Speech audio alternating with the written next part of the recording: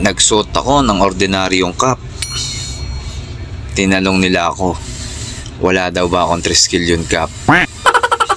Nagsuot naman ako ng Triskelion cap. Ang sabi sa akin, ang yabang-yabang ko daw. Umattend ako ng meeting nang hindi naka-EPS. Sabi nila sa akin, bakit daw hindi ako naka-EPS? Inaraw-araw ko yung pagsusuot ng EPS. Wow. Ang sabi naman sa akin, bakit lagi daw ako naka-EPS? Bakit daw kamay ako ng kamay sa mga brad and sis na nakakasalubong ko?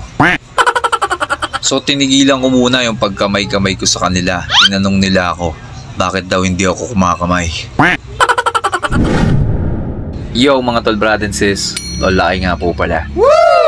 Ang pinaka moral lesson na matututunan nyo dito sa video ko na to is yung kahit anong gawin mo, lumagay ka man sa tama, lumagay ka man sa mali, meron at meron silang masasabi sa'yo.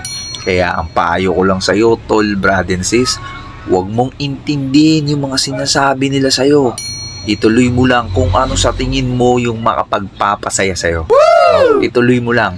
Nakasuporta ako sa'yo, brother, tol, sister, nakasuporta ako sa'yo. Ituloy mo lang at hayaan mo lang yung mga nakapaligid sa'yo na puro negatibo at kung ano-anong nakikita nila sa'yo. No? Tuloy mo lang yan, tol. Nandito lang sila kailang malakas.